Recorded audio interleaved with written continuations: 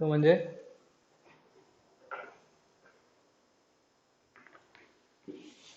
एकमेकांना एका पॉइंटमध्ये इंटरसेक्ट होणारी सर्कल्स, हा त्याला तुम्ही काय म्हणणार सांगा?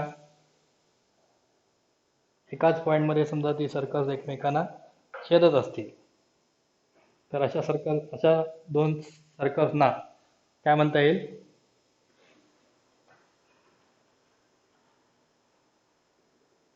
तर त्यापूर्वी अजून एक पॉइंट आहे.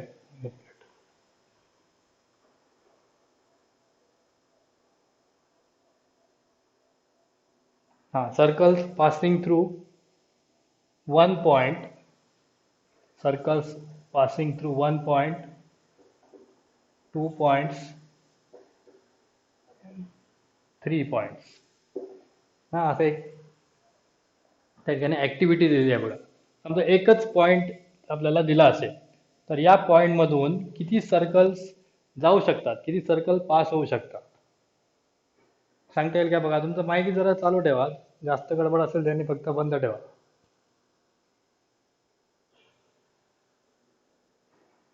एकाच पॉइंट मधून किती सर्कल्स जाऊ शकतात, किती सर्कल पास होऊ शकतात?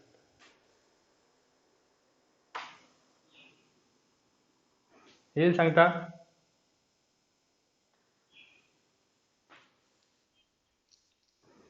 हा, एकच पॉइंट दिला असेल ना, हा इनफायनाईट. समजा असं एक सर्कल यामधून जाईल, हा दुसरं सर्कल असं पण जाईल, तिसरं सर्कल असं पण असेल जे पॉइंट मधून जाईल, हा अशी इनफायनाईट. हा असं पण एखादं मोठं सर्कल असेल ते पण जाईल. किती रेडियसची मोठी सर्कल्स आपण घेऊ शकतो. म्हणजे एकच पॉइंट दिला असेल तर या पॉइंट मधून, या एका पॉइंट मधून जाणारी इनफायनाईट सर्कल्स आपल्याला काढता येऊ शकतात. आता 2 पॉइंट दिले असतील, समजा समजा असे 2 पॉइंट दिले तर या 2 पॉइंट मधून जाणारी किती सर्कल्स काढता येतील?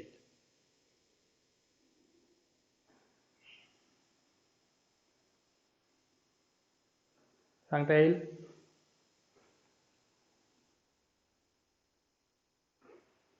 हा, किती जातील? हा एक, एक उत्तर मग आपल्याला मिळालं एक. दुसरं श्रीनाथचं मत आहे इनफायनाईट सर्कल्स जातील. आणि कोणाचं उत्तर? दोन्ही पॉइंट मधून जाणार. हा, या दोन, हा इनफायनाईट सर्कल्स जातील. कारण काय सांगा? तर हे आपण इथे बघू शकतो. समजा यांना जोडणारा आपण एक सेगमेंट काढला आणि या सेगमेंटचा तर आपण परपेंडिक्युलर बायसेक्टर काढला अशा प्रकारे. ही परपेंडिक्युलर बायसेक्टर म्हणजे एक लाईन असते.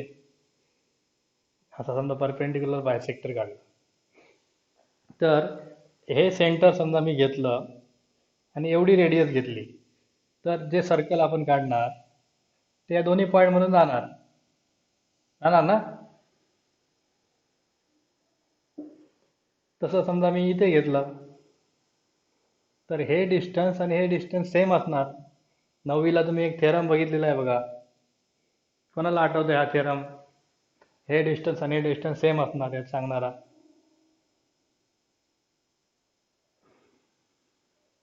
आठवत आहे? असा एक थेरम होता असणार बघा, एव्हरी पॉइंट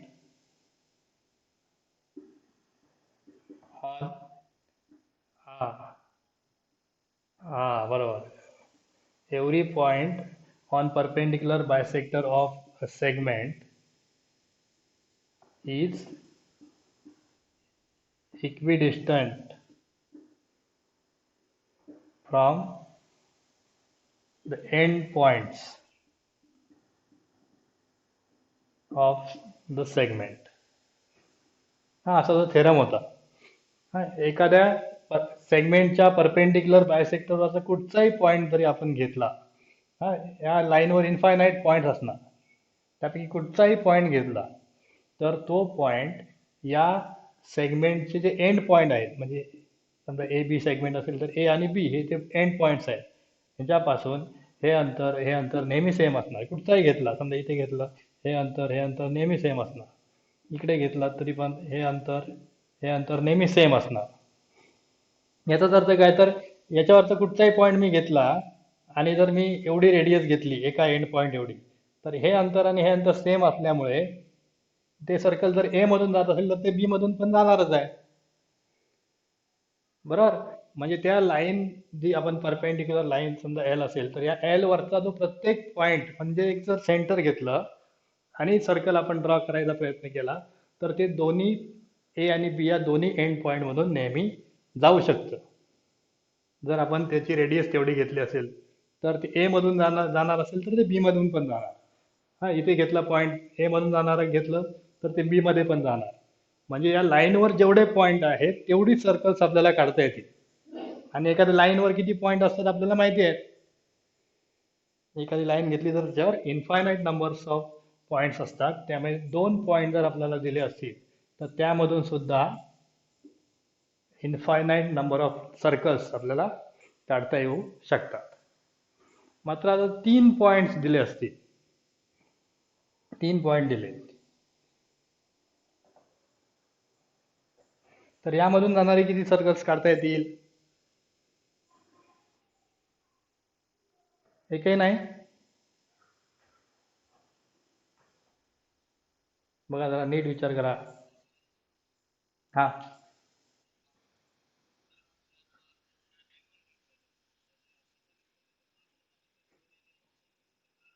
कोलिनियर नाही दिलेत मुद्दाम. बघ मी इथे दाखवतोय पॉईंट दिसतात ना बोर्डवर, ते कोलिनियर नाही आहेत. मी 3 पॉईंट असे दाखवले जे कोलिनियर नाही आहेत.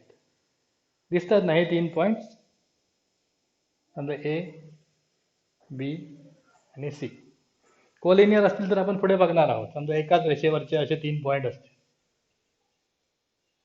हा, हा, हे कोलिनियर असतील तर पुढे आपण बघणार. मात्र कोलिनियर नसतील तर कसं काढता येईल सांगता येईल, एक्सप्लेन करता येईल बघा तुम्हाला. तर समजा याचा मी परपेंडिक्युलर बायसेक्टर काढला आणि याचा पण परपेंडिक्युलर बायसेक्टर काढला समजा इथे, तर हे डिस्टन्स आणि हे डिस्टन्स सेम असणार.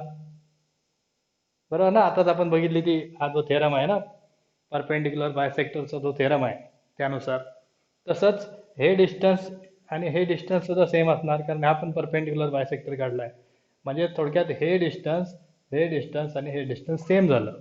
म्हणजे हा जर पॉईंट आपण सेंटर म्हणून घेतला आणि कुठच्याही एका पॉईंटपर्यंतची रेडियस जर आपण घेतली आणि सर्कल ड्रॉ करण्याचा प्रयत्न केला तर ते तिन्ही पॉईंटमधून जाणार. मात्र एकच का काढता येणार सांगा? तर कोणत्याही 2 सेगमेंटचं जर आपण परपेंडिक्युलर बायसेक्टर असे काढले तर त्यांचा इंटरसेक्टिंग पॉईंट हा एकच असणार, एकाच पॉईंटमध्ये छेदणार. कोणत्याही 2 लाईन किती पॉईंटमध्ये छेदतात जास्तीत जास्त? तर एकाच पॉईंटमध्ये छेदतात. म्हणून ते एकच सेंटर येणार आहे आणि त्या सेंटर आणि रेडियस जर आपण सेगमेंटचा एंड पॉईंट एवढी घेतली तर आपल्याला एकच सर्कल ड्रॉ करता येणार. कधी मात्र हे 3 पॉईंट काय असतील? नॉन कोलिनियर असतील. हा, तर आपल्याला एक सर्कल काढता येणार, only one and only one.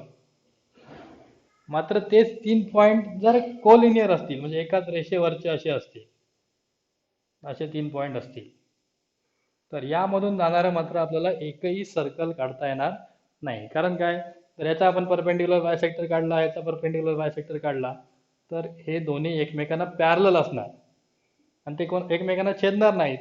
आणि छेदत नाही त्याचा अर्थ आपल्याला ते सेंटर मिळत नाही आहे. जे तिन्ही पॉईंट मधून जाणारा सर्कल काढायचं आहे त्याचं सेंटर मिळत नाही आहे. म्हणून आपल्याला एकही सर्कल त्यामधून जाणारं काढता येणार नाही. लक्षात येतंय तुमच्या? थोडक्यात आता मी पुन्हा एकदा सांगतो, हे फक्त लक्षात ठेवायचं आहे. एकच पॉईंट दिला असेल तर त्यामधून आपल्याला इन्फायनाईट नंबर ऑफ सर्कल्स त्यामधून जाणारी काढता येऊ शकतात. 2 पॉईंट दिले असतील तर त्यामधून सुद्धा जाणारी इन्फायनाईट नंबर्स ऑफ सर्कल्स आपल्याला काढता येऊ शकतात. आता 3 पॉईंट जर नॉन कोलिनियर दिले असतील तर आपल्याला एक सर्कल त्या तिन्ही पॉईंट मधून जाणारं काढता येऊ शकतं. मात्र 3 पॉईंट हे काय दिले असतील? कोलिनियर दिले असतील तर मात्र त्यामधून जाणारा सर्कल आपल्याला काढता येणार नाही. लक्षात राहील एवढं?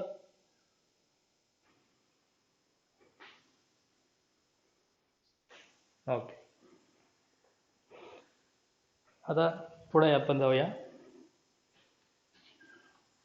त्याच्या पुढचा मी तुम्हाला सांगत होतो मगाशी, तर एकाच सर्कलमध्ये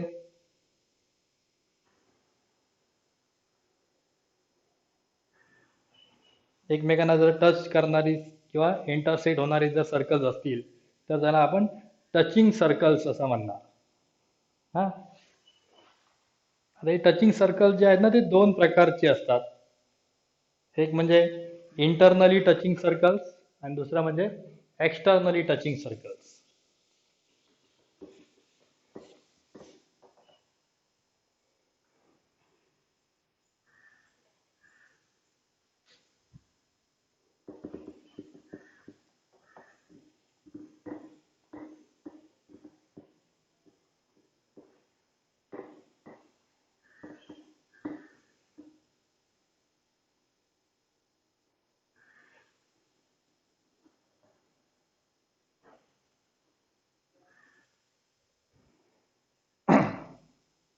हा, टचिंग सर्कल्स.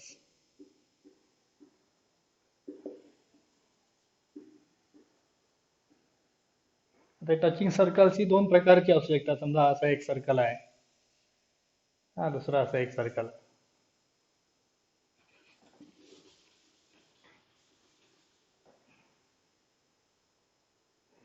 आणि दुसरा समजा असं सर्कल आहे.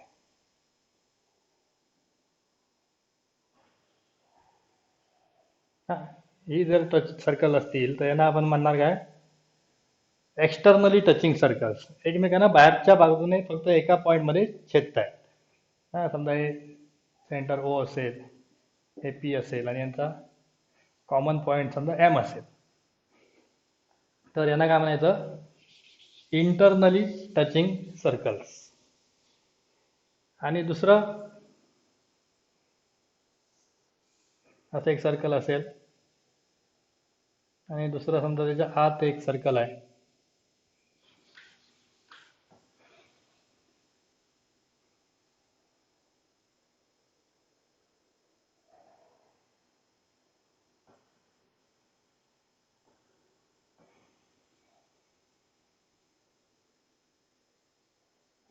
अशी असतील तर याला इंटरनली टचिंग सर्कल्स असं म्हणायचं.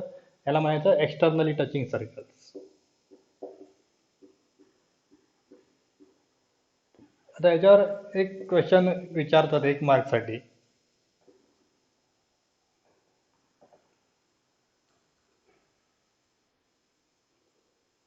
हॅलो, आवाज येतोय का? ओके. हा, आता इंटरनली टचिंग सर्कल्स आणि एक्सटर्नली टचिंग सर्कल्स यामध्ये क्वेश्चन असा विचारतात. समजा या सर्कलची रेडियस ही R1 आहे, या सर्कलची रेडियस तर R2 असेल.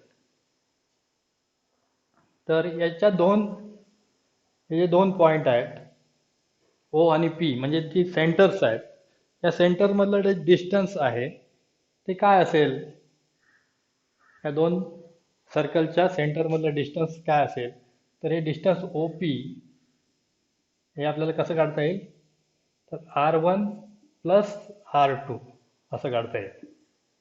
बरोबर ना? लक्ष येत आहे? हा, तसंच समजा आता हे समजा R2 आहे आणि हे OM हे पूर्ण जी रेडियस आहे, मोठ्या सर्कलची रेडियस समजा R1 आहे आणि छोट्या सर्कलची रेडियस ही R2 आहे. तर आता या दोन सेंटर मधलं डिस्टन्स आपण कसं काढू शकतो सांगा, OP. तर या पूर्ण OM म्हणजे मोठ्या सर्कलची जी रेडियस आहे OM, त्यामधून या छोट्या सर्कलची रेडियस जर आपण ही वजा करून टाकली एवढी, तर आपल्याला O आणि P मधलं डिस्टन्स मिळणार, म्हणजे सेंटर मधलं डिस्टन्स मिळणार. म्हणजे कसं काढता येणार ते, तर R1 मायनस R2. लक्षात येतंय तुमच्या?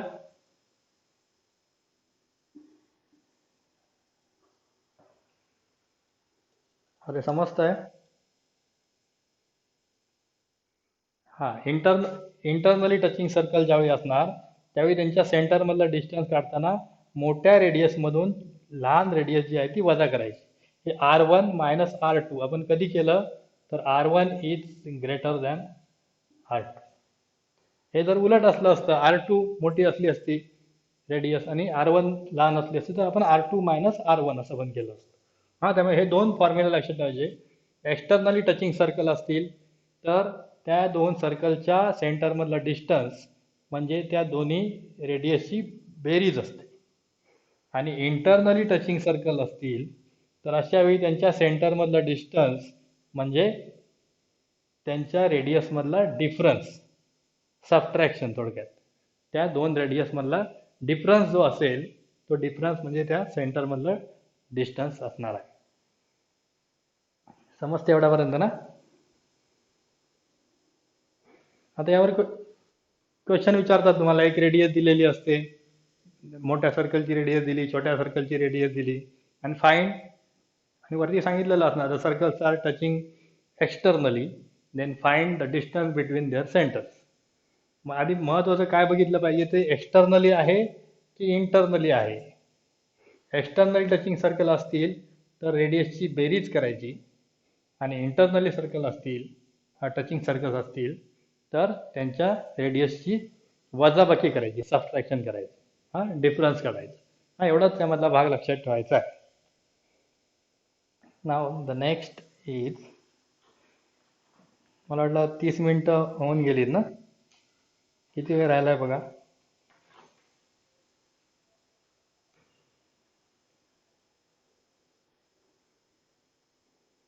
हॅलो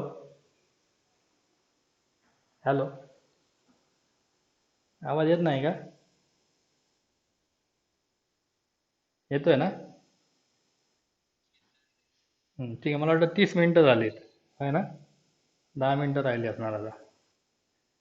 ठीक आहे. एक पॉईंट अजून आहे तो आपण घेऊया. थेरम जायचं आपल्याला आज नाही घेता येणार, उद्या घेऊ मग. एक छोटा पॉईंट आहे, तुम्हाला माहिती पण आहे ते सगळ्यांना.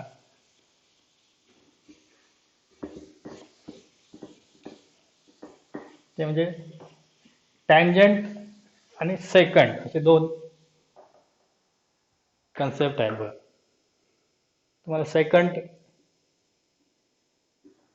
आणि टँजंट.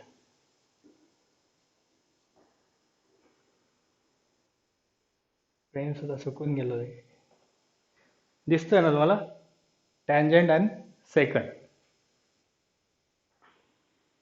आता सेकंड कशाला म्हणायचं आणि टँजंट कशाला म्हणायचं तुम्हाला माहिती आहे काय बघा?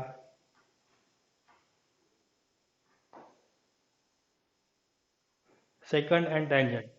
सेकंड म्हणजे काय? कोण सांगतोय? सेकंड. हॅलो,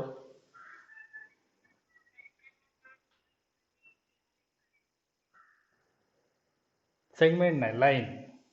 सेगमेंट असेल ना तर मग ती कॉर्ड झाली. अशी सेगमेंट असेल तर ती कॉर्ड झाली ना. सर्कलला दोन पॉइंट मध्ये इंटरसेक्ट करणारी लाईन, अशी जर लाईन असेल तर याला आपण म्हणणार काय? सेकंड. सर्कलला दोन पॉइंट मध्ये इंटरसेक्ट करणारी लाईन त्याला आपण सेकंड म्हणतो. दोन पॉइंट मध्ये इंटरसेक्ट करणारा जर सेगमेंट असेल तर तेव्हा त्याला आपण काय म्हणतो आपल्याला माहितीच आहे सगळ्यांना, कॉर्ड म्हणतो. आणि सर्कलला एकाच पॉइंट मध्ये इंटरसेक्ट करणारी अशी जर लाईन असेल तर याला आपण काय म्हणणार? टँजंट. आणि ज्या पॉइंट मध्ये ती इंटरसेक्ट करते त्या पॉइंटला पॉइंट ऑफ कॉन्टॅक्ट असं म्हणतात.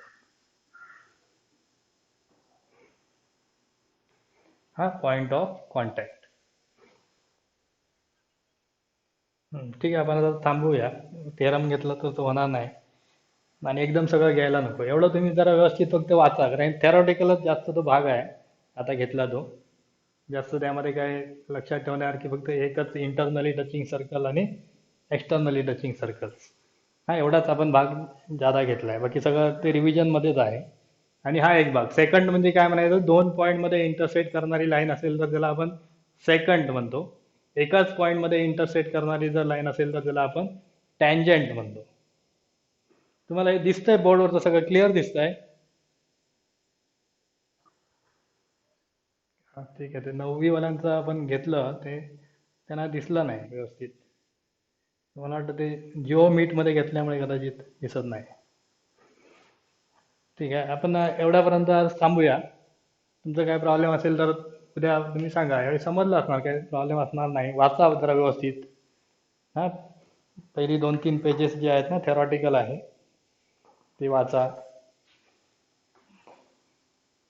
उद्या आपण मग टॅन्जंट थेरम जो आहे ना तो तुम्हाला वाचण्यासाठी फक्त अधिक माहितीसाठी म्हणून दिलाय बा, फॉर मोर इन्फॉर्मेशन. तो काय आपल्याला प्रूव्ह करायची गरज नाही, तुम्ही फक्त वाचा. हा, टॅन्जंट थेरम दिलाय बघा तिथे. इनडायरेक्ट प्रूफ दिलेला आहे तो. तो वाचा, समजून घ्या. त्याच्या पुढचा थेरम आपण उद्या घेऊया. 2 थेरम आहेत पुढे. एक म्हणजे कॉन्व्हर्स ऑफ टॅन्जंट थेरम आणि त्याच्या पुढचा आहे तो टॅन्जंट सेगमेंट थेरम. त्यापैकी टॅन्जंट सेगमेंट थेरम हा अतिशय महत्त्वाचा आहे. पुस्तकात तिथे तुम्ही IMP असं लिहून टाकलं तरी चालेल. हा, कोणता टॅन्जंट सेगमेंट हा थेरम. हा थेरम अतिशय महत्त्वाचा आहे. हा परीक्षेला विचारणार 4-5 थेरम जे जनरली विचारतात त्यापैकी हा थेरम आहे. हा टॅन्जंट सेगमेंट थेरम. तो आपण उद्या घेऊया.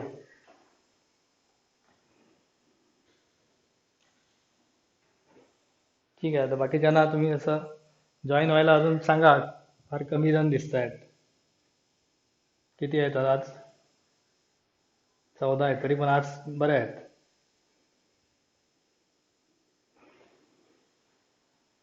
ठीक आहे, आज आपण याचपर्यंत थांबू.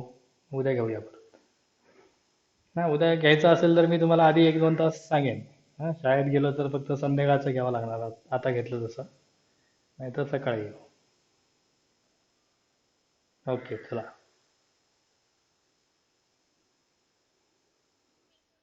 हा, तू बंद कर.